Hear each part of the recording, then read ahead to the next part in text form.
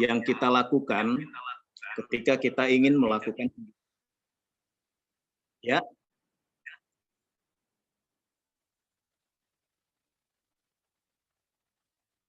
Yang keempat, penelitian terdahulu yang relevan. Nah, penelitian terdahulu yang relevan ini penting kita lakukan agar kita tidak merasa bahwa kita adalah orang yang pertama kali meneliti. Ya. Jangan kita merasa kita seperti masuk ke dalam sebuah hutan begitu, yang sebelumnya belum pernah ada orang yang memasukinya. Tetapi kita anggap bahwa kita ini masuk ke dalam sebuah kebun yang di dalamnya itu sudah banyak orang yang menggarap kebun tersebut. Nah, seperti itu juga kita dalam menentukan sebuah permasalahan. Gitu ya. Saya teringat istilah Profesor Atwa Muzhar, beliau mengatakan, ibaratnya kalau kita meneliti itu kita seperti lakuna-lakuna, ada lingkaran besar itu merupakan permasalahan besar, kemudian di dalamnya ada lingkaran-lingkaran kecil.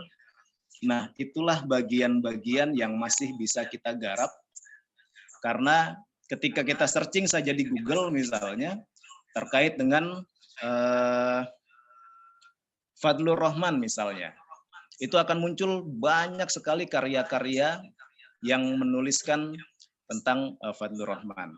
Jadi kita bukan orang yang pertama kali, oleh karenanya kajian terdahulu yang relevan ini sangat penting kita buat guna melihat dan melacak tracer study, siapa saja yang sudah menulis, kemudian apa perbedaan kita dengan karya-karya yang sudah dibuat oleh peneliti lain.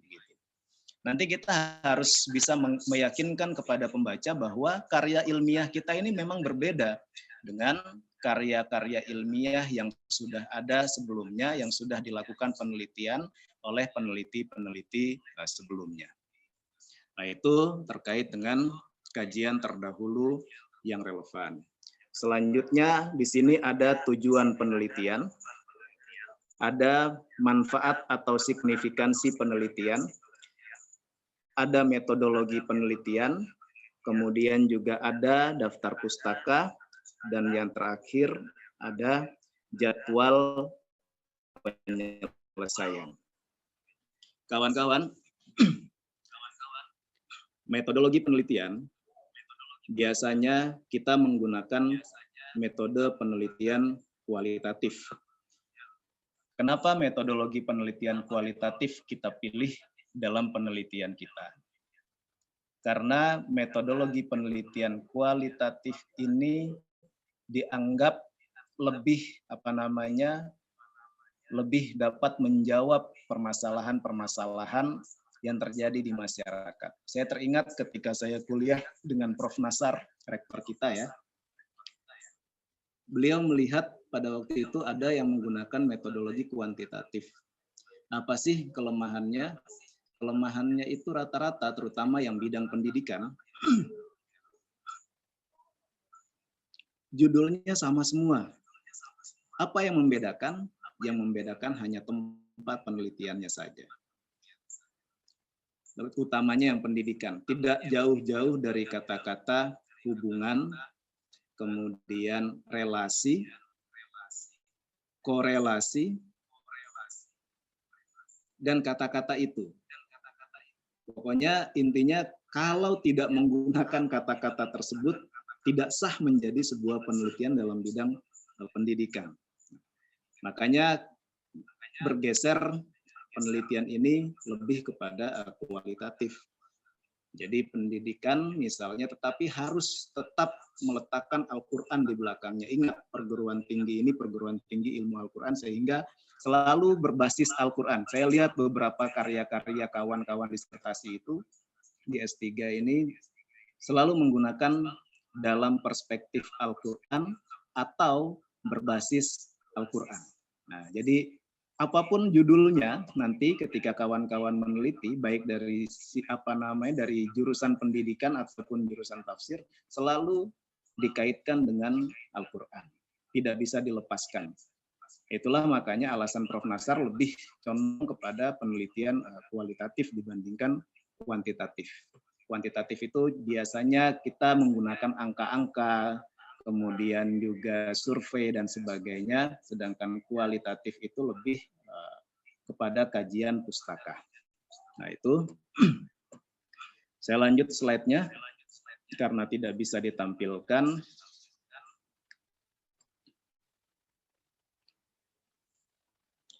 Nah ini di sini ada latar belakang masalah.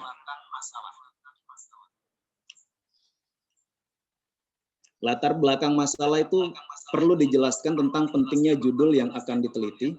Singkat-singkat saja ya kawan-kawan ya. Baik segi historis, ekonomi, politis, pendidikan, hukum, dakwah maupun yang lainnya. Sehubungan dengan hal itu, penulis perlu menyajikan referensi yang relevan berdasarkan studi pendahuluan untuk memperkuat alasan pemilihan judul. Jadi intinya latar belakang masalah ini adalah alasan utama kenapa kita memilih permasalahan tersebut sebagai objek penelitian kita. Nah ini yang tadi saya katakan, di dalam permasalahan itu ada identifikasi masalah, kemudian juga ada pembatasan masalah, dan juga ada perumusan masalah yang poin ini, perumusan masalah ini harus terjawab di kesimpulan. Banyak sekali karya-karya ilmiah yang saya lihat, antara perumusan masalah dengan kesimpulan itu tidak connect, artinya tidak menjawab pertanyaan yang sudah dibuat sendiri oleh penulis, tidak terjawab di dalam kesimpulan. Dan kesimpulan itu bukan kita mengulang pembahasan di bab 3 dan bab 4 kemudian kita ringkas, tetapi kesimpulan itu bagaimana kita menyajikan jawaban atas perumusan masalah yang kita buat yang mewakili secara singkat penjelasan dari bab 3 dan bab 4 kita. Jadi ini jangan sampai kita tidak melihat ketika kita membuat kesimpulan, tidak melirik lagi perumusan masalah yang kita buat di bab 1. Oke, ini secara singkat saja identifikasi masalah tadi sudah saya jelaskan sedikit. Pembatasan masalah juga tadi sudah saya jelaskan sedikit. Kemudian perumusan masalah juga. Jadi setelah permasalahan kita batasi, peneliti harus merumuskan lebih konkret permasalahan yang hendak dijawab pada kesimpulan penelitian. Nah, ini perlu kita ingat pada kesimpulan penelitian. Dengan kata lain, rumusan rasionalisasi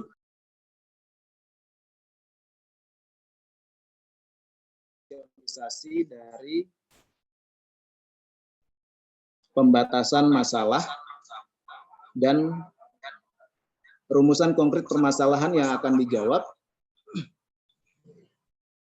dicantumkan dalam perumusan masalah. Masalah dapat dirumuskan dengan kalimat tanya atau pertanyaan. Nah, kemudian selanjutnya tujuan penelitian.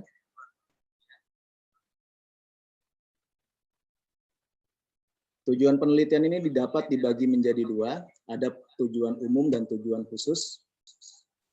Tujuan umum dirumuskan berdasarkan permasalahan umum yang telah ditetapkan, sedangkan tujuan khusus adalah dirumuskan berdasarkan rumusan yang lebih spesifik dari perumusan masalah yang ditetapkan. Selanjutnya, tujuan penelitian. Dalam perumusannya, penyusunan proposal tidak harus menyebutkan secara eksplisit kedua tujuan yang dimaksud. Kata-kata operasional yang dapat digunakan dalam perumusan tujuan adalah mengetahui, ya, menjelaskan, jadi kita tinggal pilih nanti kata-katanya, apakah kita ingin mengetahuikah, ataukah kita ingin menjelaskankah, atau mengelaborasi, mengungkap, membuktikan, mencari hubungan atau perbedaan antara konsep ini dengan konsep ini, kemudian membangun atau meneruskan konsep, menilai, dan sebagainya. Nah, jadi ini penting, manfaat dan signifikansi penelitian, metodologi penelitian. Daftar pustaka dan jadwal penyelesaian. Kawan-kawan,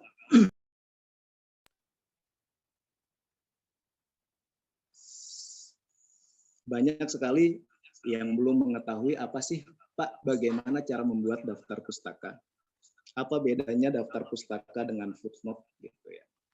Ini banyak sekali permasalahan-permasalahan yang salah ketika membuat daftar pustaka tersebut. Di antaranya misalnya ini teknis sebetulnya. Dari mana kita dapat daftar pustaka? Daftar pustaka itu kita ambil dari footnote yang tinggal kita copy paste saja, kita pindahkan ke daftar pustaka. Apa saja bedanya footnote dengan daftar pustaka? Dalam daftar pustaka, kita balik itu nama penulis buku atau karya ilmiahnya. Misalnya saya Salman Faris, di dalam daftar pustaka menjadi Faris, Salman. Kemudian judul bukunya tetap, nama penerbit, kota terbitan, nama penerbit, kemudian tahun terbit tanpa halaman. Nah ini yang sering kali keliru. Di dalam daftar pustaka masih saya lihat sering tercantum halaman yang seharusnya tidak perlu lagi dicantumkan karena itu sudah tercantum di dalam footnote. Kemudian juga teknis lagi ketika menulis footnote kawan-kawan, itu yang masuk ke dalam itu yang barisan yang pertama, itu di tab. Sedangkan yang daftar pustaka itu yang masuk ke dalam baris itu adalah baris yang kedua, yang pertama itu tetap keluar. Nah ini apa namanya teknis saja sebetulnya yang masih saya lihat banyak sekali kesalahan dalam penulisan daftar pustaka. Tadi yang terakhir kawan-kawan jadwal penyelesaian. Ini penting sekali menurut saya. Dalam proposal perlu dicantumkan jadwal penulisan disertasi sejak dari penunjukan pembimbing sampai penyelesaian yang siap diuji dan dalam wujud kontrak yang ditandatangani oleh mahasiswa dan pembimbing sesuai dengan ketentuan yang berlaku. Penulisan disediakan waktu 6 bulan. Ini biasanya ada di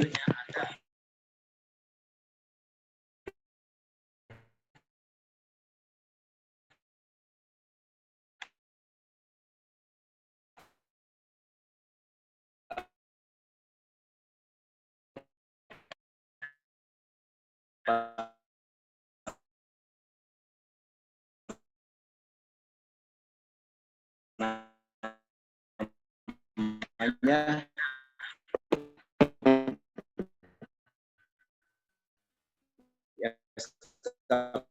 pembimbing. Jadi kawan-kawan pengalaman pribadi sekedar share saja pengalaman saya ketika menulis disertasi kita ya. Jadi jangan disertasi bukan hanya dipikirkan saja, tetapi kawan-kawan bayangkan satu semester kalau andai itu selesai, argot kepada budget yang lain. Artinya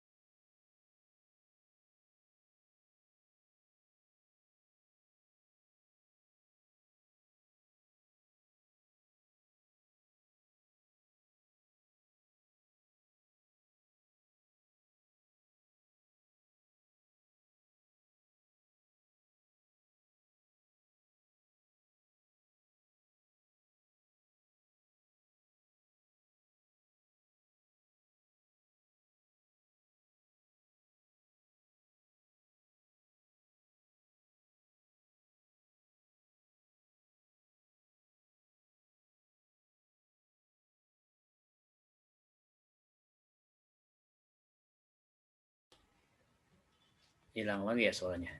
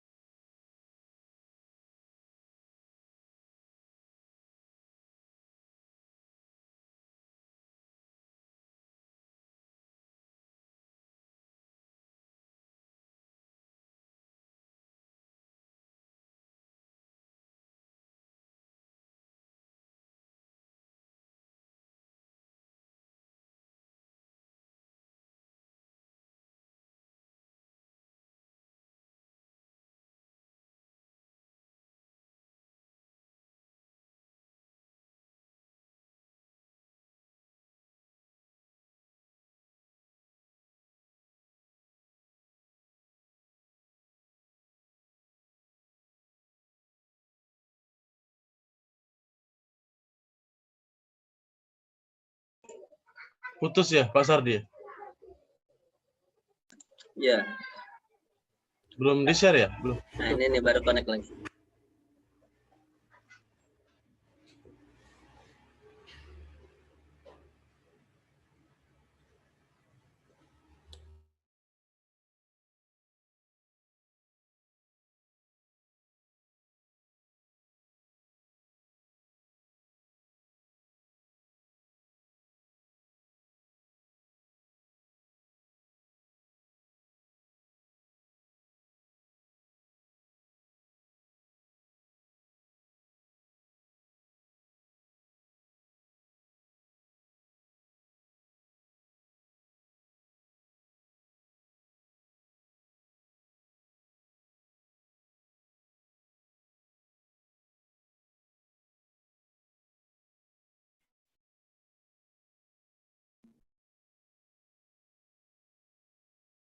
Mas Andi aja.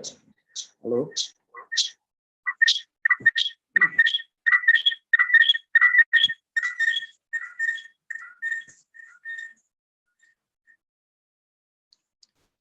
Halo kawan-kawan, bisa terdengar suara saya? Bisa Pak Dokter, tapi feedback Ya. Kayaknya itu pakai 2 kali kan. Pak Sardi pakai itu aja, tampilkan Pak Sardi. Apa ya? Udah ada. Pak Dokter pakai HP Sebentar. bisa. Ya, saya tampilkan ya. Saya ambil dulu.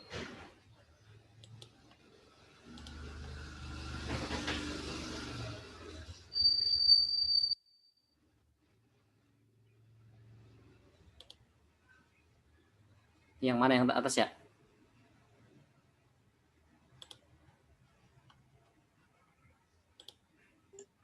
Iya.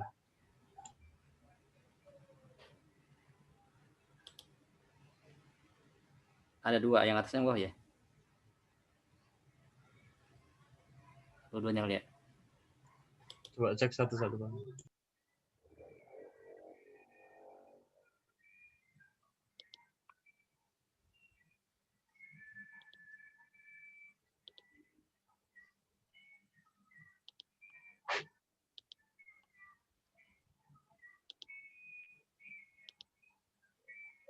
Ini ya? Untuk ya?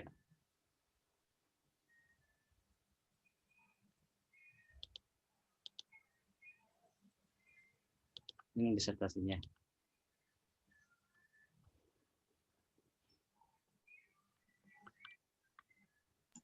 Slide yang mana Pak Dokter?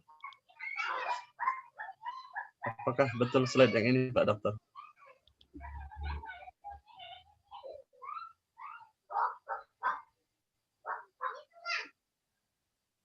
Suara Pak Dokter belum kedengaran.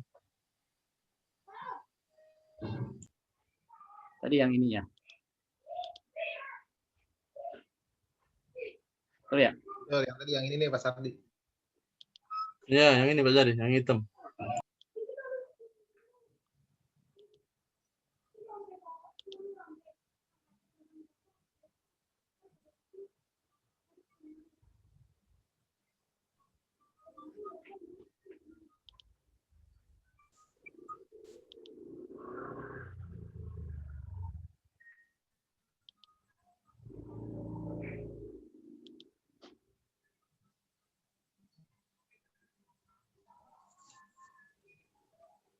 Halo kawan-kawan.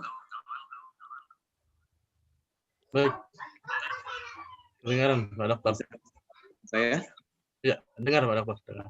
Baik, siap. Slide-nya di saya belum muncul ya. Belum muncul Pak Sardi. Hah? Belum muncul. Di stop screen dulu Pak Sardi. Stop screen, habis itu tampilkan lagi. Oke. Nampil.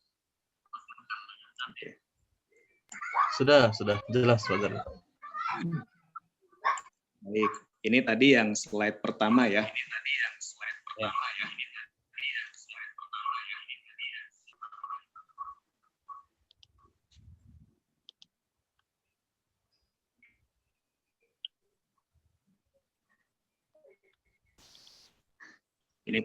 Kita ganti slide yang selanjutnya, kawan-kawan. Oh, yang tadi yang kedua ya?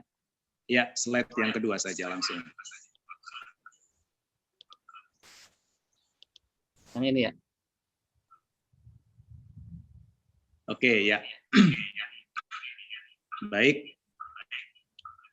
Counter argumen langsung di slide kedua. Ya. Kawan-kawan, dalam penelitian ada beberapa opsi yang kita gunakan ya.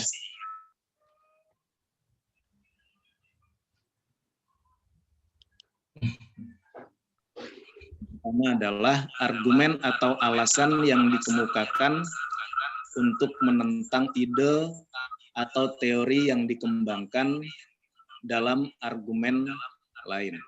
Jadi dalam sebuah penelitian kita diberikan pilihan. Apakah kita mau membantah sebuah teori atau kita mau mendukung sebuah teori atau kita mau menemukan teori yang baru. Jadi sebetulnya yang ketiga ini agak sulit, kawan-kawan ya. Yang paling mudah itu adalah kita mau mendukung atau mau membantah teori dari peneliti sebelumnya. Nah, jadi counter argumen ini sangat penting dalam sebuah penelitian. Ya. Sebetulnya saya ingin menampilkan juga nanti saya ingin menampilkan slide poin saya ketika ujian promosi doktor di PTIK. Jadi hal yang kita sajikan ketika ujian promosi doktor itu yang pertama adalah kesimpulan besar dari disertasi kita. Jadi tadi yang pertama tadi itu satu, argumen ini menentang atau teori yang dikembangkan dalam argumen lain. Yang kedua, bertentangan dan kemudian kembali ke atas dan penalaran atau bukti pendukung. Kita mendukung. Oke, lanjut. Slide selanjutnya, kawan-kawan. Yang slide ketiga. Sudah? Ya, yang ketiga.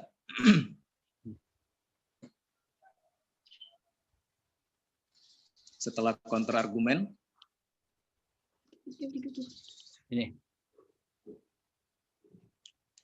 Ya. Yang ketiga, rangkaian proposal penelitian.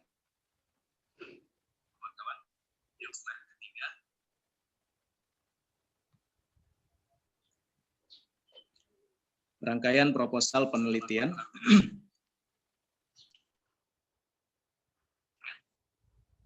Nah, ini adalah hal-hal yang kita lakukan ketika kita membuat proposal penelitian. Yang pertama ada kesimpulan besar disertasi. Ini yang saya tadi katakan, hal yang paling utama itu nanti yang kita sajikan ketika ujian promosi doktor adalah kesimpulan besar disertasi kita itu apa sih?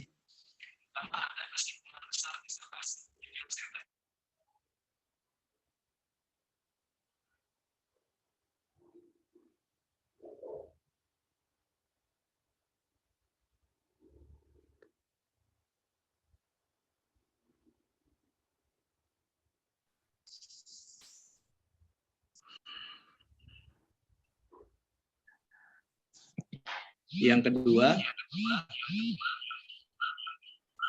perbedaan atau persamaan dengan kesimpulan yang diberikan komunitas akademik lain. Nah, ini juga sama dengan kajian terdahulu yang relevan. Makanya tadi saya katakan di awal, kajian terdahulu yang relevan itu penting guna kita melihat apa sih perbedaannya atau apa sih persamaannya kesimpulan yang diberikan komunitas akademik lain dengan penelitian yang kita lakukan, gitu. Ya, jadi kesimpulan besar disertasi kita jelaskan dulu dalam proposal penelitian. Kita mau meneliti tentang apa, kemudian apa sih outcome-nya nanti, pentingnya penelitian kita itu, kemudian yang kedua apa sih bedanya atau apa sih persamaannya dengan penelitian-penelitian yang sudah dilakukan oleh akademisi lain. Yang ketiga, kerangka teori atau konseptual. Ini juga perlu kita jelaskan, the way of to think ya. Kemudian yang keempat, disertasi ini menunjukkan bahwa, nah ini juga penting kalimat ini ya, ketika kita nanti ujian promosi. Selanjutnya sumber yang dipakai dan cara membacanya. Kawan-kawan,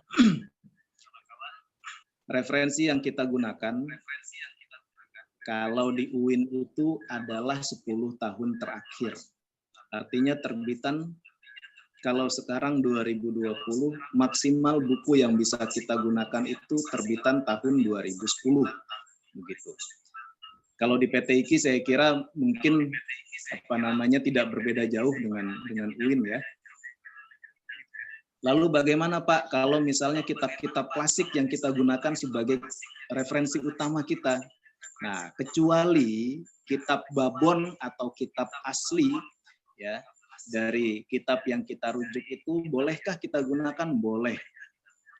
Walaupun misalnya itu terbitan di tahun 1960 atau 1970 atau 1980 begitu, itu masih boleh. Itu dikecualikan, yaitu kalau kita menggunakan referensi-referensi kitab-kitab klasik. Gitu ya. Oke, selanjutnya slide-nya materi presentasi proposal. Ini kenapa sih saya buat presentasi proposal? Karena saya yakin kawan-kawan ini masih belum membuat proposal atau mungkin sudah ada yang membuat proposal ya. Tetapi tidak ada salahnya saya sajikan apa saja sih materi-materinya itu yang kita lakukan atau yang kita bahas. Yang pertama adalah alasan pemilihan judul atau tema penelitian. Kemudian yang kedua, permasalahan yang akan dijawab. Oleh karenanya kita harus merumuskan terlebih dahulu permasalahannya itu apa sih gitu. Baru nanti kita jabarkan di dalam presentasi proposal kita. Kemudian yang ketiga, cara menjawab permasalahan atau metodologi yang kita gunakan. Ibaratnya kawan-kawan kalau kita mengatakan metodologi itu sama dengan pisau analisis. Permasalahan itu dagingnya. Metodologi itu pisau yang kita gunakan dalam membedah sebuah permasalahan. Nah, ini metodologi itu sama dengan pisau analisis kita. Selanjutnya, kerangka teori yang digunakan atau dijadikan landasan untuk menjawab permasalahan dan sumbangan manfaat yang diperoleh dari hasil penelitian. Jadi kawan-kawan ketika nanti presentasi proposal disertasi, tidak perlu panjang lebar terlalu banyak, cukup 5 poin ini ada dalam proposal kawan-kawan ketika slide tampilannya itu cukup 5 materi ini saja. Yaitu alasan pemilihan judul, permasalahan yang akan dijawab, metodologi yang digunakan apa, kerangka teori yang digunakan atau dijadikan landasan untuk menjawab permasalahan, kemudian sumbangan atau manfaat yang diperoleh dari hasil penelitian.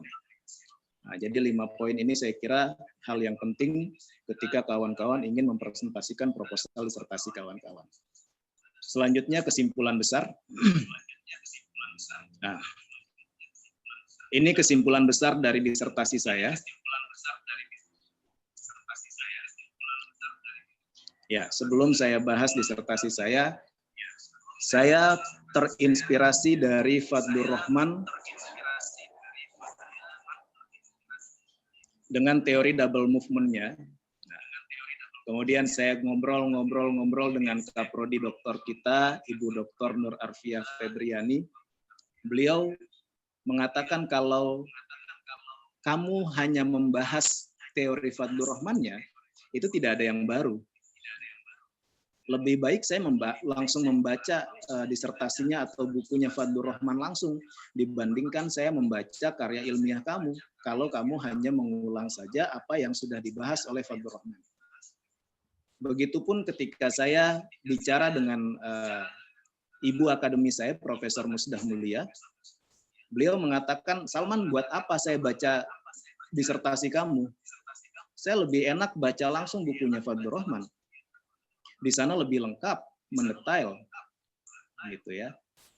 Tetapi apa yang baru dari disertasi kamu yang saya tidak temukan dalam karyanya Fadlur Rahman? Nah, itu yang membuat saya itu, ayo apa sih sesuatu yang memang belum dibahas begitu, atau kita melengkapi teorinya Fadlur Rahman, double movement-nya tadi itu didorong oleh Kaprodi tadi itu, ayo tambahkan misalnya triple movement atau multiple movement. Nah, kebetulan akhirnya jadilah itu disertasi saya dengan judul metode triple movement dalam penafsiran Al-Quran.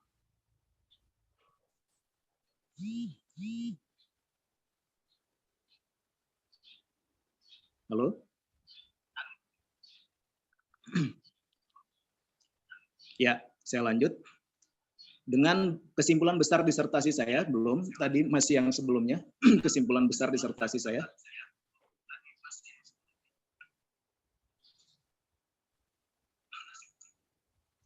Ya. Dengan berdasarkan Al-Quran dan hadis, jadi kita sumber pokoknya dulu Al-Quran dan hadis, analisis integratif, dan rumusan langkah aplikatif hasil penafsiran. Triple movement adalah metodologi yang dapat diaplikasikan dalam memecahkan berbagai permasalahan.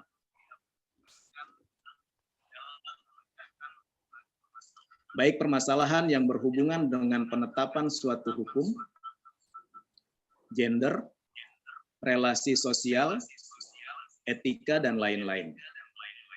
Nah, metode ini mampu membumikan konsep ideal Al-Quran dengan pembahasan yang lebih komprehensif dan langkah aplikatif. Nah, ini saya kira kesimpulan besar dari disertasi saya. Ini nanti yang kawan-kawan sajikan ketika ujian promosi ataupun ujian tertutup. Oke.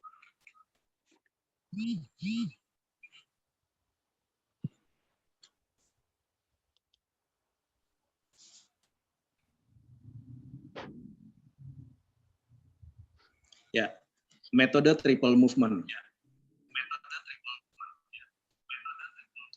Disertasi ini menggagas triple movement, yakni penafsiran dengan 3 langkah kerja. Apa saja itu? Yang pertama adalah pengumpulan ayat dan hadis dengan tema yang senada. Jadi langkah awal yang saya lakukan dengan metode ini adalah ibaratnya itu metode maudu'i. Jadi kita menentukan tema dulu, kemudian kita kumpulkan ayat-ayat dan hadis-hadis yang senada yang sama-sama membahas tema yang telah kita tentukan tadi. Kemudian yang kedua, langkah selanjutnya adalah analisis integratif. Ya. Analisis integratif ini meliputi seluruh aspek seperti bahasa,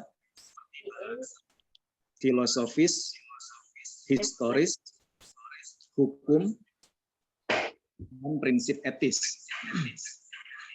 Nah, jadi setelah kita kumpulkan ayat-ayat dan hadis-hadis yang senada tadi itu, kita lakukan analisis yang lebih mendalam, integratif ya, artinya dari berbagai aspek,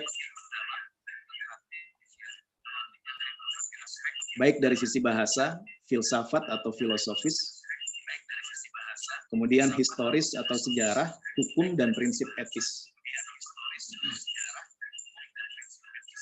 Nah, itu langkah yang kedua. Langkah yang ketiga, yakni langkah aplikatif dari hasil penelitian atau hasil penafsiran dalam kehidupan sosial.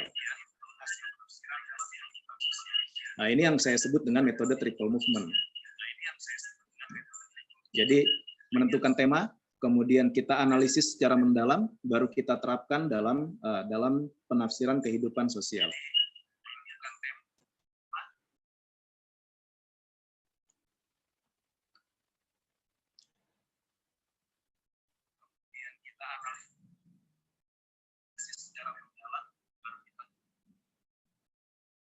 Langkah kerja ini berbeda. Nah, makanya saya katakan kita harus berani mengatakan bahwa penelitian kita tuh berbeda. Ya, penelitian kita berbeda. Masih slide yang sebelumnya.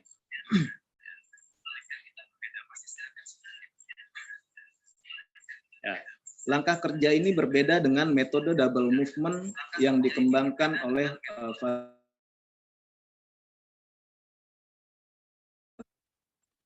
yaitu pengkajian sosiohistoris, di mana pernyataan Al-Quran merupakan jawaban-jawaban, lalu mengeneralisasikan jawaban-jawaban spesifik tadi itu, dan menyatakannya sebagai tujuan moral untuk diaplikasikan dan ditarik pada masa sekarang. Oke, jadi penelitian kita harus berani, kawan-kawan. Saya mendukung pendapatnya siapa?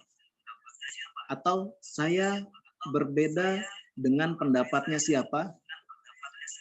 Atau saya menggabungkan dua metode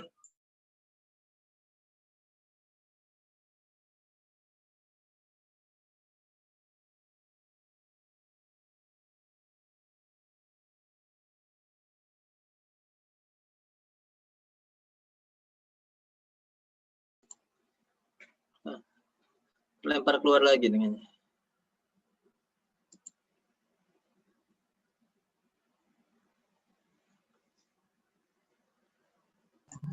Terlempar lagi ya, Pak?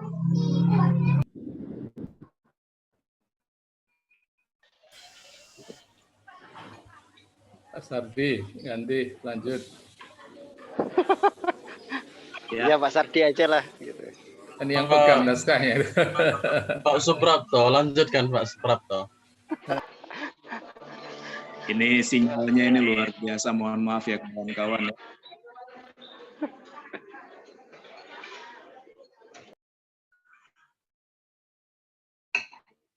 Oke. Ya, slide selanjutnya kawan-kawan.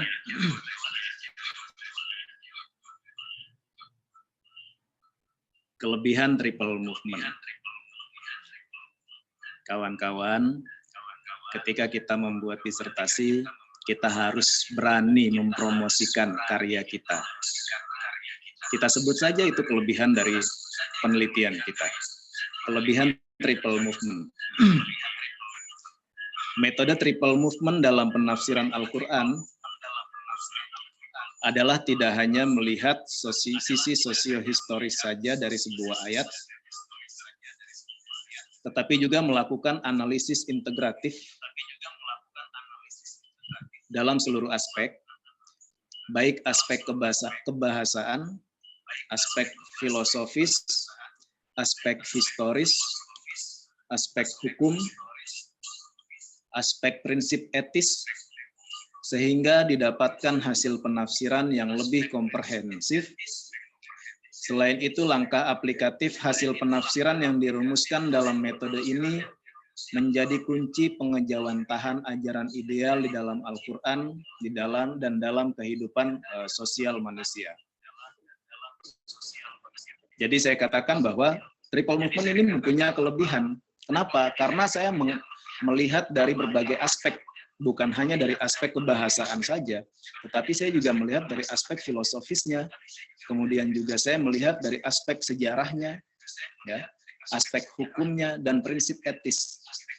Apa sih prinsip etis itu?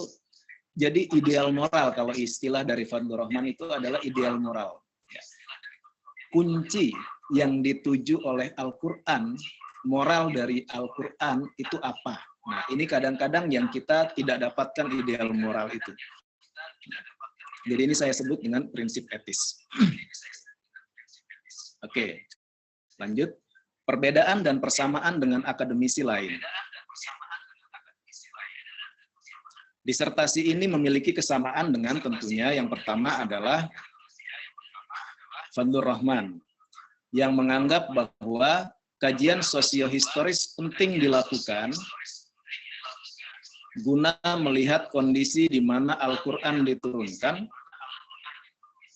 sehingga didapatkan pemahaman yang utuh dan komprehensif tujuan diturunkannya Al-Quran, dan sekaligus kajian disertasi ini sekaligus melengkapi langkah kerja yang digunakan oleh Fadlur Rahman.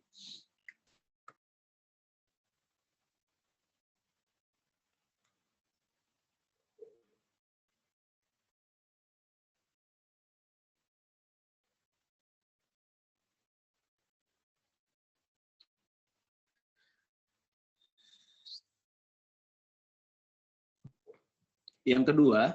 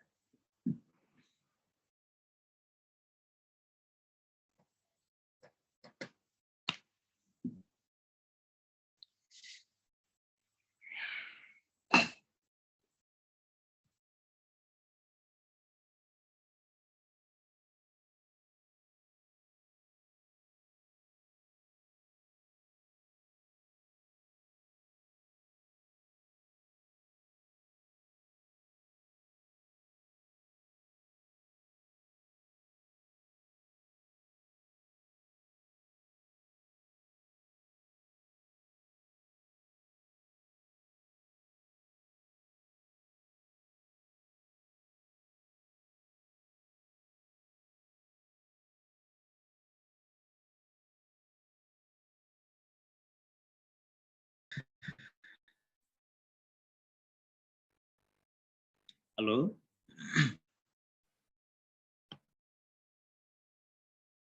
Ya, kedengaran Pak Rektor. Ya. Yang kedua,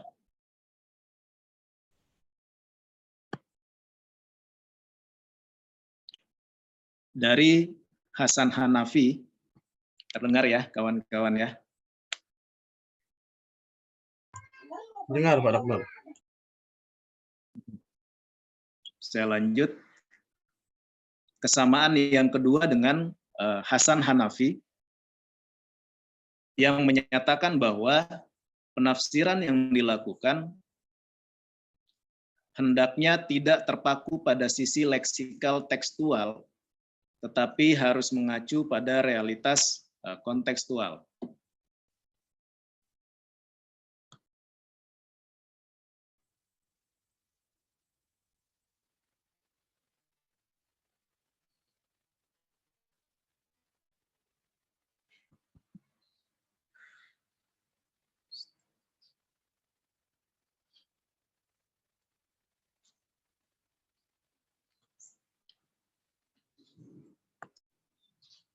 Yang ketiga, terdengarkah suara saya, kawan-kawan? Terdengar. Dengar Pak Dokter. Terdengar ya, saya bisa lanjut ya. Ini memang kendala ini kalau misalnya kita online seperti ini ya. Yang ketiga, disertasi ini memiliki kesamaan dengan pemikir Nasr Hamid Abu Zaid yang wafat di tahun 2010 yang lalu. Dalam bukunya Naqd Khitab ad-Dini yang menyatakan bahwa bagaimanapun juga teks agama tidak bisa terpisah dari struktur budaya tempat ia terbentuk. Artinya dalam menafsirkan sebuah teks, terutama teks agama, unsur historical context itu tidak bisa diabaikan. Historical context itu kalau bahasa kita itu asbabun nuzulnya begitu.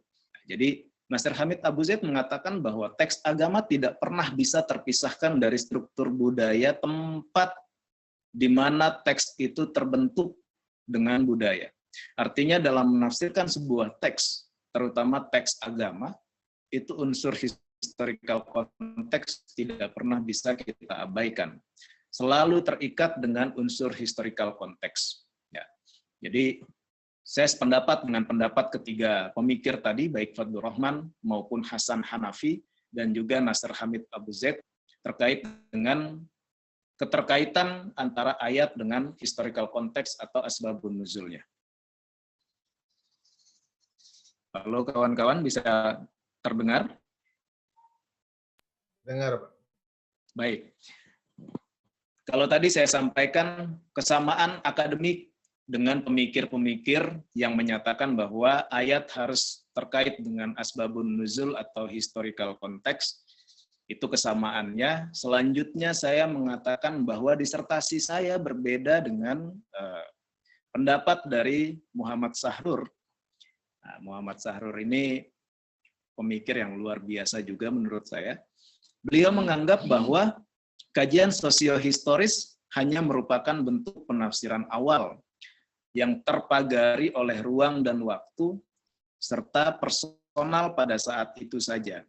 Artinya, kalau sebuah ayat itu masih dikaitkan dengan asbabun nuzul atau historical context, maka ayat tersebut akan terpagari, akan hanya sesuai dengan kaitannya dengan asbabun nuzul itu tadi. Tidak bisa terkait lagi dengan kejadian-kejadian yang akan datang karena terikat dengan asbabun nuzul.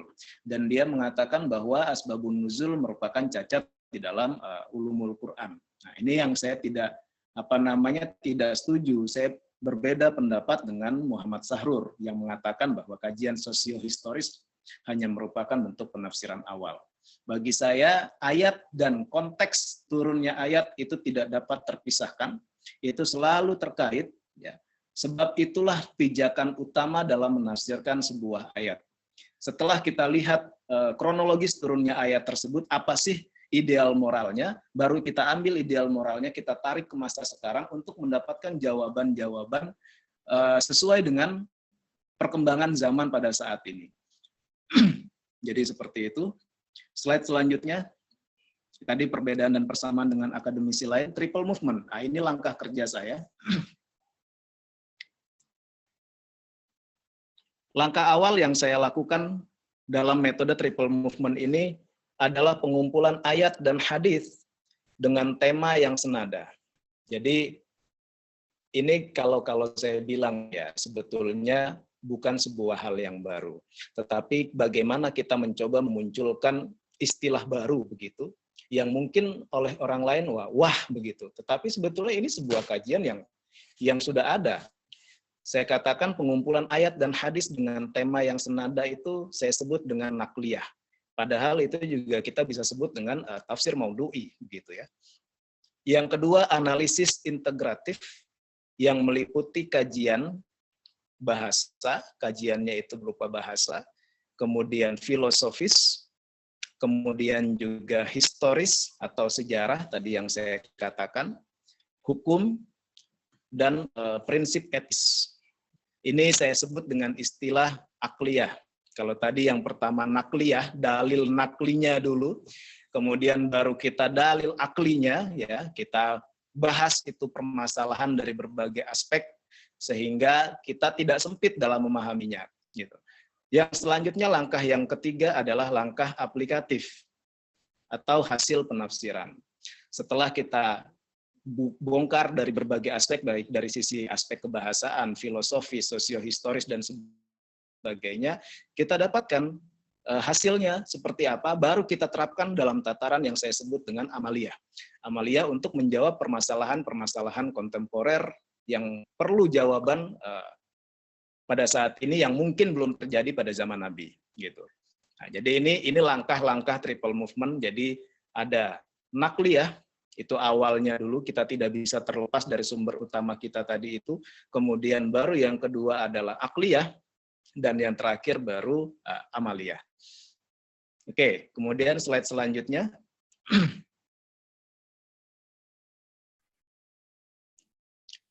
Pengumpulan ayat dan hadis dengan tema yang senada atau nakliyah. Kawan-kawan, perlu kita rumuskan langkah kerja kita dalam sebuah penelitian. Apa saja? Yang pertama tadi adalah menentukan tema kajian permasalahan yang akan kita bahas. Di dalam disertasi saya mengangkat beberapa permasalahan-permasalahan kontemporer. Misalnya terkait dengan verbal abuse.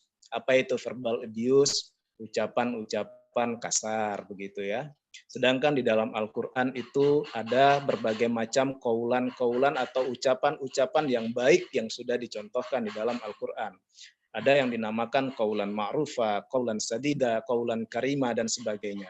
Nah, itu kita lihat ayat-ayat tersebut itu untuk menjawab permasalahan verbal abuse yang akhir-akhir ini terjadi di masyarakat. Jadi saya katakan menentukan tema kajiannya terlebih dahulu, baru kita kumpulkan ayat-ayatnya. Di langkah yang kedua, mengumpulkan dan mengklasifikasi ayat dan hadis yang membahas mengenai permasalahan tersebut di atas berdasarkan kronologis turunnya ayat, atau biasa kita sebut dengan sabab nuzul atau asbabun nuzul, dan untuk hadis biasa kita sebut dengan asbabul wurud jika ada. Kenapa saya katakan jika ada? Karena tidak semua ayat itu memiliki sebab turun. Tidak semua ayat memiliki asbabun nuzul. Hanya ayat-ayat tertentu saja yang memiliki sebab turun. Itu tadi yang saya katakan, itulah yang dikritik oleh pemikir dari Syria Muhammad Sahrur yang mengatakan bahwa kalau kita terpaku dengan asbabun nuzul, berarti ayat itu terpagari dengan sebab turunnya saja. Tidak bisa kita tafsirkan dengan penafsiran yang lain, hanya sesuai dengan konteks turunnya saja. Itu saya tidak sepakat, karena asbabun nuzul itu tadi saya katakan itu hal yang penting sekali dalam kita melihat atau mendapatkan tujuan utama diturunkan ayat tersebut itu untuk apa. Setelah itu baru kita lihat benang merahnya, kita tarik ke masa sekarang, kira-kira apa kesamaannya dengan konteks turunnya pada saat itu. Nah, ini makanya saya katakan kita tidak pernah bisa lepas ayat itu dari asbabun nuzul dan hadis itu dari asbabul wurudnya. Kita harus lihat dulu ideal moral dari diturunkannya ayat atau hadis itu apa. Nah, kemudian yang selanjutnya, tadi saya sebut dengan langkah ini, langkah tadi itu melihat asbabun nuzul itu dengan tartil ya. Yang ketiga, tartil di sini identik dengan penafsiran secara tematik, yaitu mengambil ayat-ayat yang saling berhubungan dalam satu tema dan merangkainya satu dengan yang lainnya secara berurutan. Hal ini dilakukan karena tema-tema Al-Quran terletak secara terpisah-pisah dalam berbagai surat. Kawan-kawan, kita tahu Al-Quran itu shalih likulli zaman wa makan. Artinya Al-Quran itu selalu sesuai kapanpun dan dimanapun, dalam waktu yang sebagaimanapun, konteksnya seperti apapun, Al-Quran selalu sesuai. Nah, jadi di dalam Al-Quran itu pembahasannya terpisah-pisah. Kadang-kadang di dalam surat An-Nisa misalnya itu membahas tentang harta anak yatim. Kemudian ada lagi dibahas di dalam surat yang lainnya. Tidak plur dalam surat An-Nisa itu membahas harta anak yatim saja. Dalamnya ada ta'adud zaujat, artinya poligami juga ada.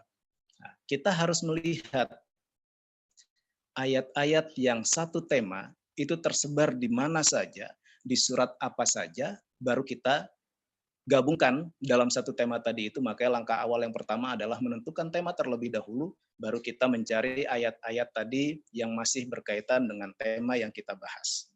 Nah, selanjutnya, tadi nakliyah sudah. Slide yang selanjutnya.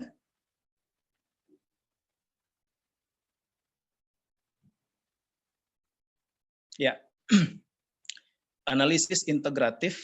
Nah, ini yang meliputi kajian kebahasaan, kemudian kajian filosofis, kajian historis, kajian hukum, dan prinsip etis, atau yang saya sebut dengan langkah kerja akliyah. Langkah selanjutnya setelah kita tentukan tema tadi yang pertama, kita kumpulkan ayat-ayat dan hadis-hadis yang senada, yang sama-sama tema yang kita angkat. Langkah yang kedua adalah kita mulai melakukan analisis. Analisis yang saya gunakan di sini yang pertama adalah pendekatan kebahasaan.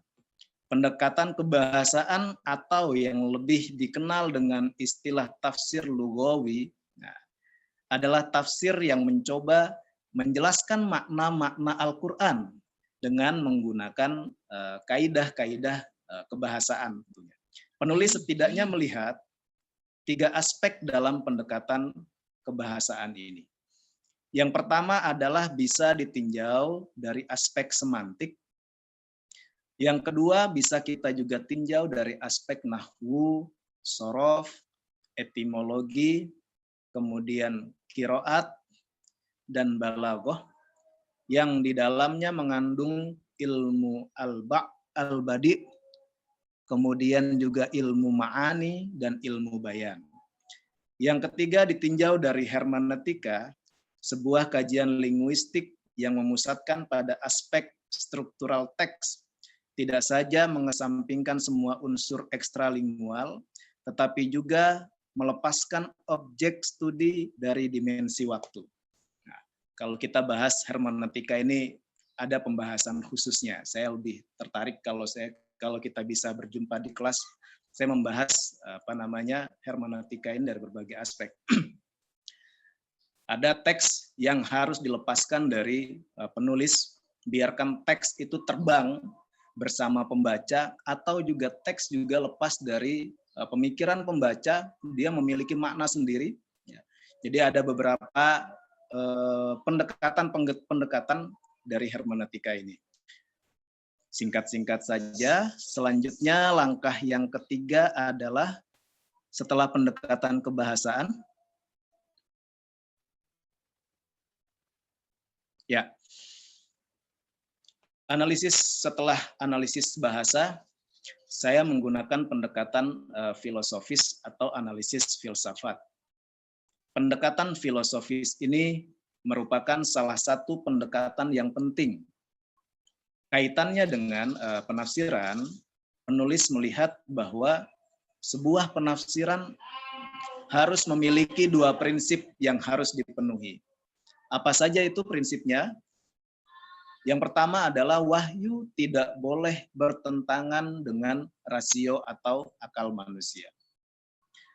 Prinsip ini saya pegang teguh, jangan sampai wahyu itu bertentangan dengan logika manusia. Karena terkadang orang yang melulu menggunakan logika, melihat ayat Al-Quran yang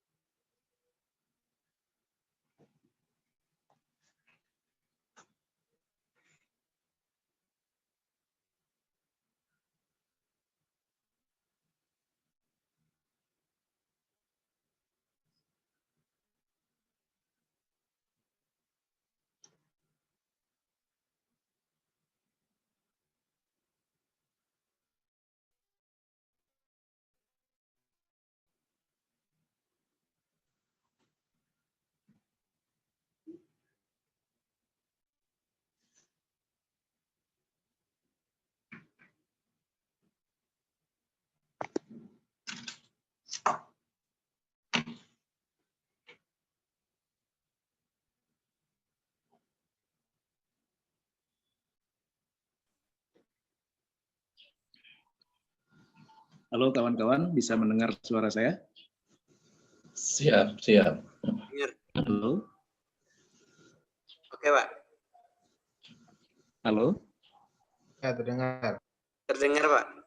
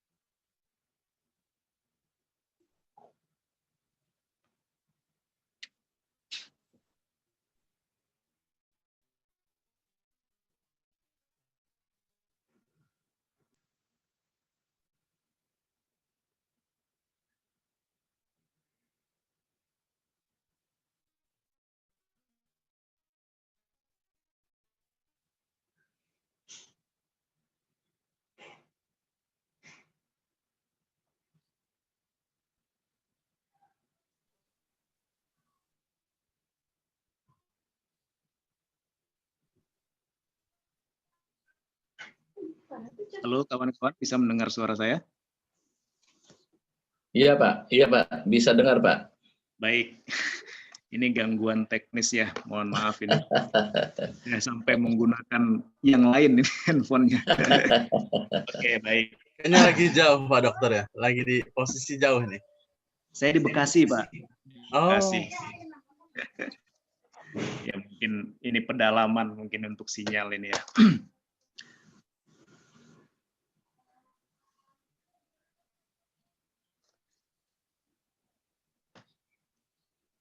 Halo? Silakan Pak Dokter. Baik.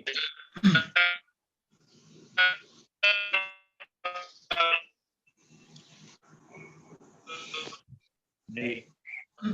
Kita lanjut ya.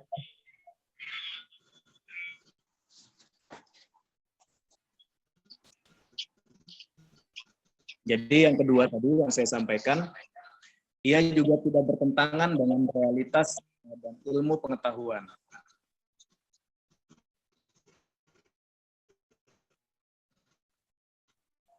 Jadi seorang muslim harus berdialog dengan Al-Quran melalui dua arah.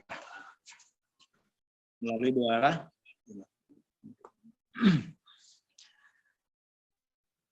Pertama berhadapan dengan teks tertulis, yakni Al-Quran. Dan yang kedua, kita juga tidak bisa menghindar dari yang dinamakan teks terbuka, yang berupa alam semesta, kemudian juga pada akhirnya kebenaran sebuah penafsiran itu terletak pada kesesuaian antara keduanya. Jadi berdasarkan teks tertulis, kita dialogkan teks terbuka itu, kita kita jadikan teks tertulis itu sebagai pedoman guna menjawab permasalahan-permasalahan yang terjadi di dalam teks terbuka. Apa teks terbuka itu? Kejadian-kejadian kontemporer saat ini. Nah, jadi kita mendialogkan dalam artian berpedoman pada teks tertulis guna menjawab permasalahan pada teks terbuka, begitu. Jadi komunikasinya dua arah, berdialog dengan Al-Quran dari dua arah. Nah, ini pendekatan filosofis. Selanjutnya pendekatan yang ketiga, slide selanjutnya, pendekatan historis atau sejarah. Mempelajari ayat demi ayat yang berbicara tentang tema yang dipilih sambil memperhatikan historical context atau sebab nuzul. Tadi yang saya katakan di awal, saya tidak sependapat dengan pendapat dari Muhammad Sahrur yang mengatakan bahwa asbabun nuzul itu tidak penting dalam penafsiran Al-Quran. Tetapi saya mengatakan bahwa asbabun nuzul merupakan hal yang sangat penting terkait dengan kita mengambil ideal moral dari turunnya Al-Quran pada zaman Nabi itu untuk apa sih? Baru setelah kita dapatkan ideal moralnya, kita cocokkan dengan realitas kekinian, baru itu dapat menjawab. Kalau kita tidak melihat konteks turunnya ayat Al-Quran, tentu saja kita tidak mendapatkan ruh ayat itu sendiri. Bukan berarti bahwa kalau tanpa asbabun nuzul berarti ayat tidak turun dong. Tidak juga seperti itu. Jadi asbabun nuzul itu hanya sebab turunnya saja. Ada ataupun tidak asbabun nuzul, ayat itu akan turun. Tetapi asbabun nuzul mengiringi turunnya ayat Al-Quran untuk menjelaskan kondisi pada saat itu, yang kemudian juga kita lihat kondisi seperti itu, kita lihat apakah sama dengan kondisi pada saat ini. Nah, itu untuk menjawab realitas kekinian. Jadi saya sangat sepakat bahwa asbabun nuzul penting dalam penafsiran Al-Quran. Aspek sosiohistoris bagi saya itu merupakan hal yang sangat penting. Ibaratnya kita mau memilih pasangan, kita lihat dulu asal muasal pasangan kita itu dari mana, keturunannya seperti apa dan sebagainya. Ini saya ibaratkan asbabun nuzul atau konteks sosiohistoris teks. Next. Pendekatan hukum. Selain pendekatan kebahasaan, pendekatan filsafat, kemudian juga pendekatan historis, saya juga menggunakan pendekatan hukum. Pendekatan yang dominan dalam Islam adalah pendekatan dalam bidang fikih dan pendekatan tekstual. Karena setiap perilaku seorang muslim selalu saja berhubungan dengan fikih. Akan tetapi tidak menutup kemungkinan pendekatan yang dominan adalah pendekatan kontekstual. Dalam pendekatan pengkajian Islam ini, kita memandang Islam bukan hanya dalam satu aspek saja, tetapi dalam berbagai aspek. Dan di sini tentu kita sebagai pemikir Islam, kita harus mendayagunakan akal kita agar sesuai dengan koridor keislaman.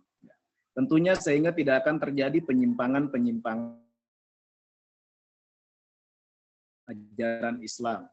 Dan kalau hal ini kita abaikan, maka yang akan terjadi adalah penyimpangan dalam berpikir yang hanya mengikuti hawa nafsu saja, tanpa memikirkannya dari sudut hukum yang benar sesuai dengan Al-Quran dan As-Sunnah.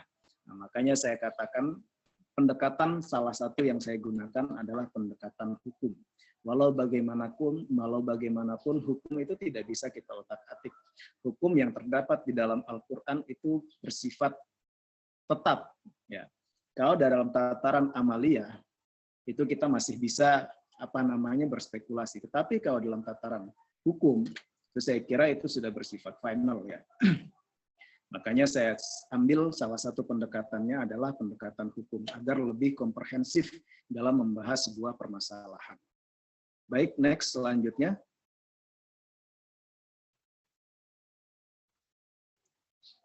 Ya, yang kelima, hukum bervisi etis.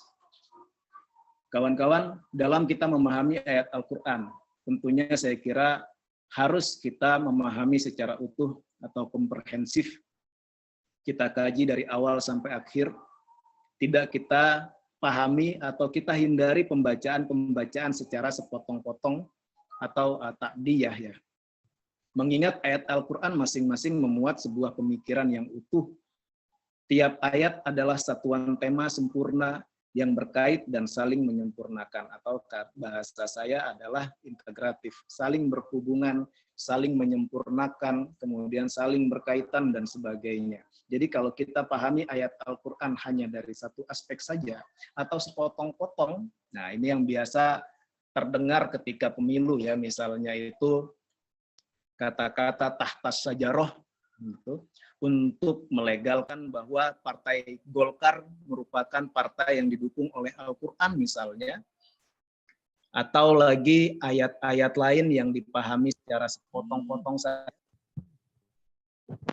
Ya, ayat-ayat itu diambil sepotong-sepotong saja guna melegalkan apa yang diinginkan gitu.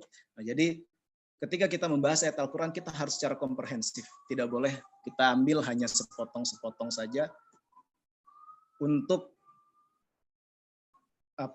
mendukung pendapat kita. Nah, ini yang terjadi, ilmu cocokologi ya. Mencocok-cocokkan ayat Al-Quran dengan apa yang kita inginkan. tujuan kita begini, kita cari-cari ayatnya yang sekiranya pas dengan tujuan kita, walaupun itu dipotong-potong, tidak peduli. Nah, ini yang salah. Jadi saya katakan bahwa hukum bervisi etis di sini adalah kita tidak boleh mengambil ayat Al-Quran secara sepotong-potong saja, tetapi kita ambil ayat Al-Quran, kita kaitkan dengan ayat-ayat yang lain sehingga kita temukan hukum yang bervisi etis begitu.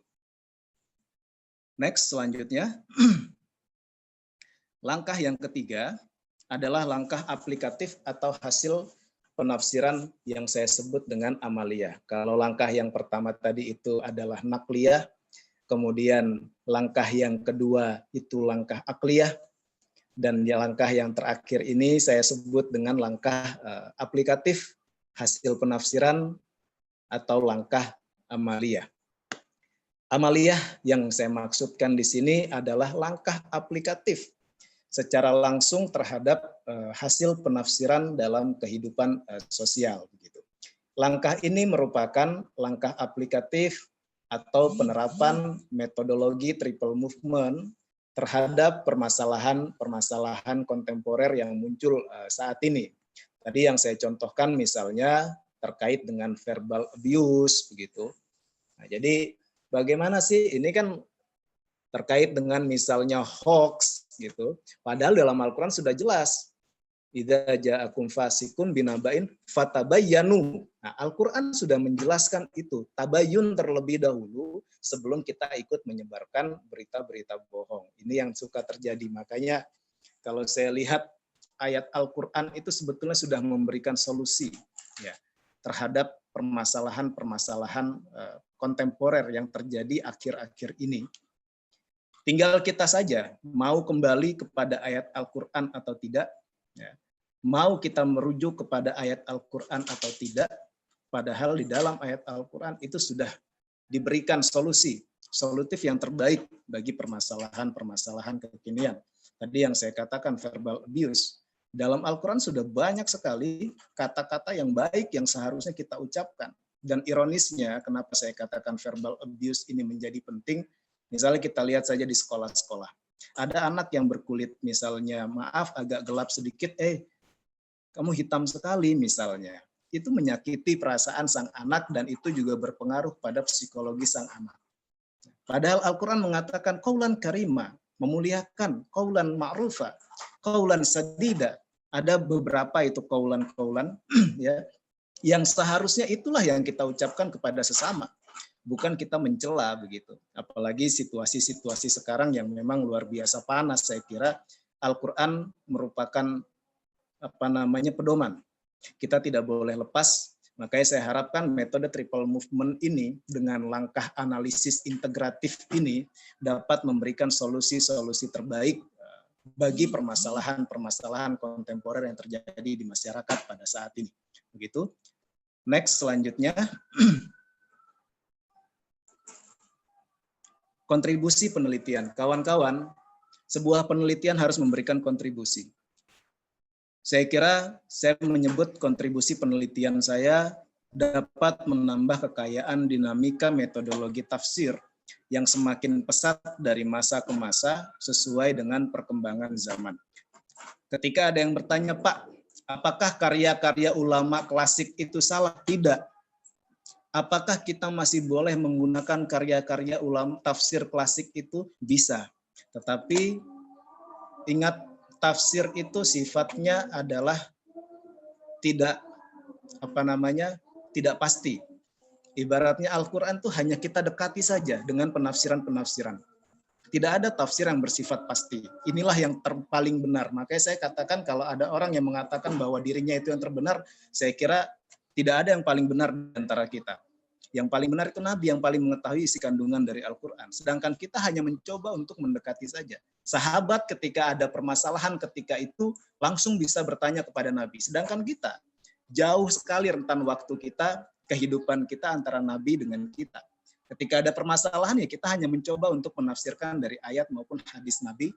Kira-kira begini maksudnya, kira-kira seperti ini ya. Nah, jadi tidak ada yang mengatakan bahwa penafsiran inilah yang paling benar, penafsiran yang ini salah, tidak. Kita semua hanya mencoba untuk mendekati ayat Al-Qur'an dengan berbagai pendekatan. Nah, makanya saya katakan hanya kita menambah kekayaan dinamika metodologi tafsir saja, yang intinya tidak bisa kita katakan inilah yang mutlak benar, inilah yang salah, tidak. Kemudian merumuskan sebuah metodologi yang lebih komprehensif, keluar dari hal yang bersifat lokal temporal, dan kembali kepada sumber pokok ajaran Islam, yaitu Al-Quran yang bersifat universal, guna menjawab permasalahan-permasalahan kontemporer. Saya kira ini kontribusi penelitian saya, disertasi saya. Saya ingin merumuskan sebuah metodologi tadi yang saya sebut dengan triple movement, yang lebih komprehensif dari berbagai aspek. Saya katakan komprehensif karena saya melihat dari aspek kebahasaan, aspek filosofis, kemudian aspek hukum, dan juga aspek-aspek yang lain yang memang itu terkait dengan pembahasan. Selanjutnya metodologi penelitian, ini yang terakhir. Penelitian ini menggunakan library research seperti yang saya katakan tadi itu. Penelitian ini sifatnya kualitatif, studi kepustakaan yang bersifat deskriptif analisis berdasarkan karya teks.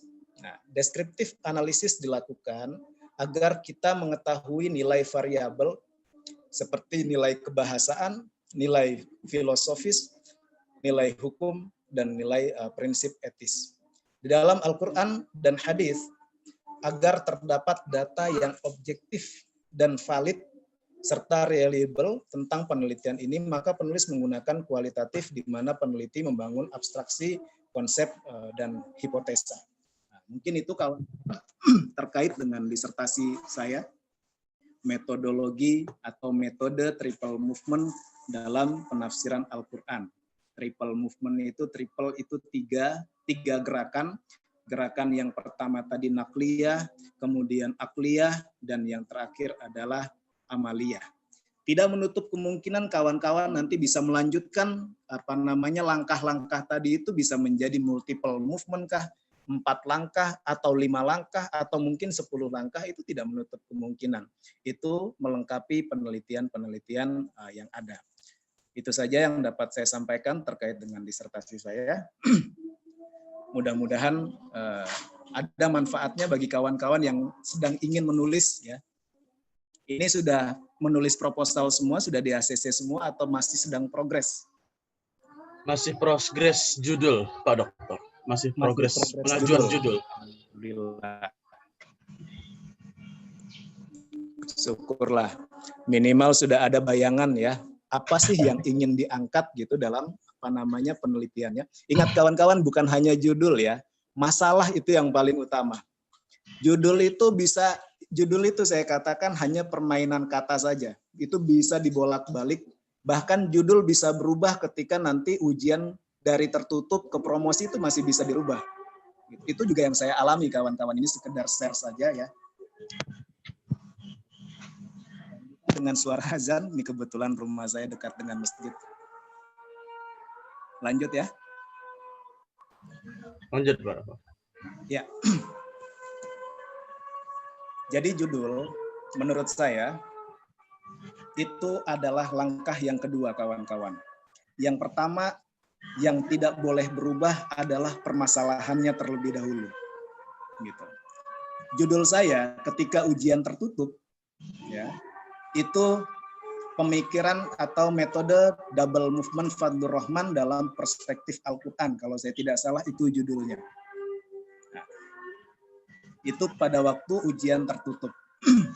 Kemudian menjelang ujian promosi, judul itu berubah. Kenapa berubah? Kalau hanya double movement, itu tadi yang saya katakan, apa bedanya? What the difference? Apa bedanya dengan karyanya Nasir Hamid Abu Zaid itu sendiri? Fadlur Rahman, itu tidak ada bedanya. Itu hanya merumuskan judul yang sekiranya itu melengkapi penelitian yang sudah ada, dan juga dilengkapi langkah kerjanya. Nah, makanya muncullah metode triple movement dalam penafsiran Al-Quran, yang awalnya tadinya judulnya metode double movement Fadlur Rahman dalam tafsir Al-Quran. Jadi seperti itu. Jadi sekali lagi saya katakan kawan-kawan, ketika melakukan sebuah penelitian, ingin membuat proposal, jangan hanya terpaku dengan judul, ya.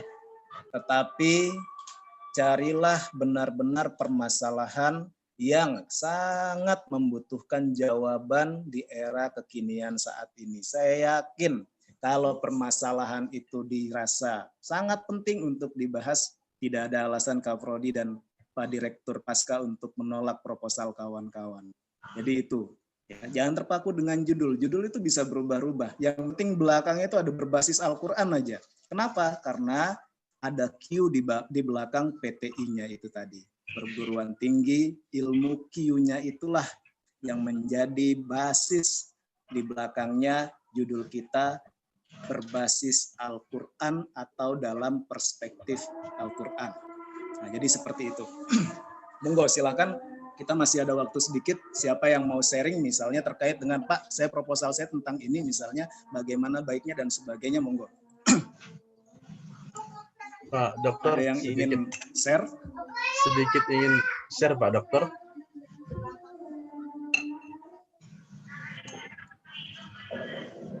Sedikit ingin share Pak Dokter.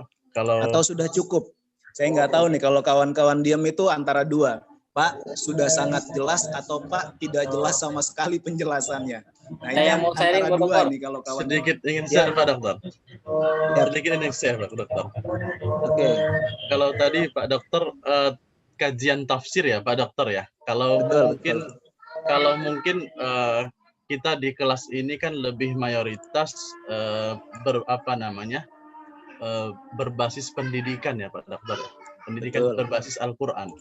Saya itu sudah 2 kali konsul dengan Bu Rian terkait pendidikan moderasi beragama dalam perspektif Al-Quran. Ya. Memang ini sudah pernah ada yang mengangkat tema, tapi tentang dakwah wasatiyah. Ya. Dakwah wasatiyah. Jadi memang ada kaitannya dan saya sudah membaca beberapa jurnal juga, namun melihat kondisi saat ini, saya ingin mengangkat tema tentang pendidikan moderasi beragama dalam perspektif Al-Qur'annya. Karena memang harus ada kalimat pendidikan. Kalau Bu Rian itu karena memang fokusnya adalah pendidikan berbasis Al-Qur'an, maka harus ada kalimat pendidikan. Oleh karena itu, saya coba mengangkat pendidikan moderasi beragama yang kalau kita melihat kenapa ini perlu diangkat, karena memang pentingnya, karena memang kita melihat ada masalah di situ. Ya. Kita menemukan masalah. Isu-isu moderasi beragama yang menciut saat ini sangat banyak sekali yang terjadi di tengah-tengah kita semua. Seperti contoh real di sekolah pelajaran moderasi tentang apa tujuan khilafah, ini mencuat di beberapa sekolah, bahkan di buku sekolah. Ada juga yang berpahaman. Nah, ini beberapa saudara-saudara kita yang mungkin memahami akan pentingnya agama, menganggap bahwa tidak wajib menghormati orang tua yang berbeda pendapat. Ada juga ada isu-isu yang menyampaikan bahwa jangan makan yang KFC misalnya, karena itu produk Yahudi.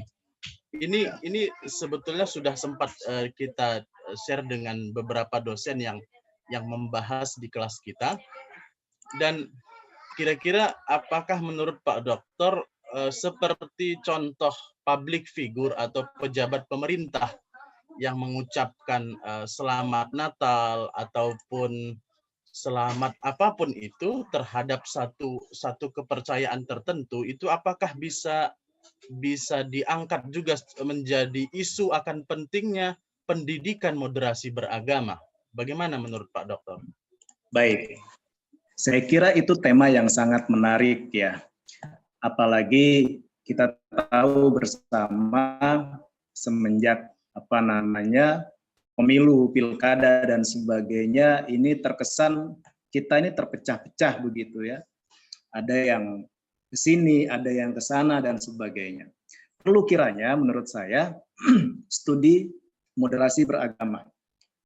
Islam wasatiyah itu saya kira sangat penting dibahas ya untuk menangkal tidak terlalu liberal, kita bisa katakan seperti itu saja ya. Tidak terlalu liberal, juga tidak terlalu tradisional. Wasatiyah, tengah-tengah. Jadi merangkul secara keseluruhan umat Islam yang saat ini saya kira banyak terpecah belah, itu tadi faktor-faktor yang memang melatar belakanginya. Nah, apakah contoh kasus misalnya pemimpin yang menyerukan untuk melarang makan inilah, kemudian melarang ini dan sebagainya itu tadi, itu boleh kita jadikan sebuah penelitian. Saya kira itu boleh-boleh saja, itu sah-sah saja. Kenapa? Itu menjadi sebuah studi kasusnya, studi kasus terkait dengan kondisi saat ini. Misalnya pendidikan moderasi beragama dalam perspektif Al-Quran, judul kecilnya studi kasus tentang penghormatan terhadap umat beragama lain, misalnya seperti itu. Nah, itu judul kecilnya, Pak. Jadi judul besarnya ada, tetap pendidikan berbasis pendidikan moderasi beragama dalam perspektif Al-Quran, cuman nanti spesifikasinya itu kita tuangkan dalam judul kecil. Ya, Bapak ingin menyatakan tadi misalnya pengucapan Natal dan sebagainya itu kan toleransi umat beragama. Bapak ingin menjelaskan di dalamnya itu koridor-koridor apa saja yang tidak boleh dilanggar ketika kita melakukan toleransi itu tadi. Apakah memang itu akan mempengaruhi akidah kita sebagai umat Islam dengan mengucapkan selamat Natal misalnya, oh itu akan murtad misalnya dan sebagainya. Nah, itu nanti Bapak bahas panjang lebar di dalam pembahasan intoleransi ataupun toleransi beragama tadi itu. Tapi itu dituangkan di dalam judul kecilnya. Atau studi kasusnya yang lain misalnya perlakuan terhadap orang tua yang berbeda agama misalnya. Atau perlakuan terhadap orang tua yang tidak sepemahaman dengan kita misalnya. Ingat di dalam Al-Quran jelas, walaupun orang tua itu berbeda keyakinan dengan kita tetap harus hormat dengan orang tua. Yang tidak boleh adalah mengikuti keyakinan yang salah. Tetapi apapun itu kita tetap wajib hormat kepada orang tua. Jadi studi kasusnya yang kita spesifikkan, Pak. Tema besarnya sudah ada, tinggal studi kasusnya itu yang mencerminkan tentang penelitian Bapak yang membedakan dengan penelitian-penelitian moderasi beragama yang sudah ada lainnya. Saya kira itu ya. Jadi banyak hal sebetulnya untuk kita membedakan dengan penelitian yang sudah ada. Dengan menspesifikkan kasus misalnya, ya, tentunya kita lihat apakah yang sudah ditulis oleh kawan-kawan yang menulis pendidikan moderasi beragama itu sudah include di dalamnya tentang tadi toleransi beragama dengan dengan umat beragama lain misalnya, atau penghormatan terhadap orang tua yang berbeda keyakinan misalnya, atau kewajiban mengikuti pemimpin yang misalnya yang zalim dan sebagainya. Jadi kita lihat dulu itu sudah dibahas atau belum, kita tinggal lihat sisi mana yang kira-kira kita bisa masuki untuk penelitian kita. Makanya saya sangat ingat sekali ketika membahas ini dengan istilah Prof. Atok Muzhar ya, yang mengatakan lakuna, ada lingkaran besar, itu tema besarnya tentang moderasi beragama. Di dalam tema besar itu ada lingkaran-lingkaran kecil, itulah studi kasus kita tadi. Apakah toleransi beragamakah ataukah hal-hal lain? Nah, itu yang membedakan dengan penelitian-penelitian yang lain. Saya kira itu terkait dengan penelitian tadi. Jadi jawaban saya apakah layak atau bisa? Saya kira sangat bisa sekali. Karena kita spesifik di studi kasusnya, Pak. Begitu. Terima kasih Pak. Tentang penelitiannya, mudah-mudahan bisa memberikan, wah ternyata dapat dukungan dari Pak Salman misalnya, oh silahkan. Jadi menurut saya itu oke-oke saja, keren itu malahan, karena itu dapat menjawab realita kekinian di masyarakat yang terjadi saat ini. Gitu.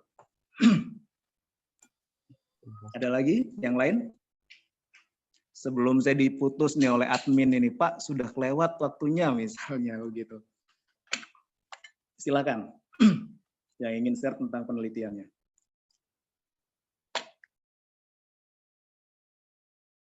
Jadi intinya Pak, saya kira akan di ACC kalau memang itu penting untuk diteliti. Kita tahu Pak, setiap tanggal 25 itu selalu berseliweran itu Pak.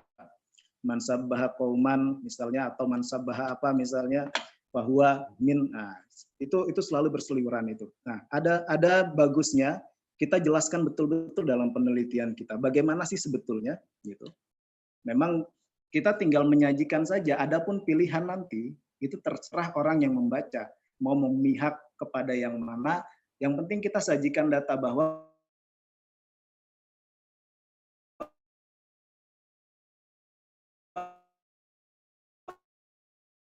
ulama ini ya loh yang memperbolehkan, kita sajikan saja. Kita tidak boleh memihak juga, kita netral sebagai sekedar menyajikan data. Ini yang menyatakan namanya ucapan selamat misalnya dan sebagainya. Kita sebagai peneliti tetap wasatiyah, tetap di tengah-tengah. Kita tidak boleh mendukung ataupun menolak, kita menyajikan data saja. Adapun pilihan itu terlepas kepada pembaca disertasi kita sendiri.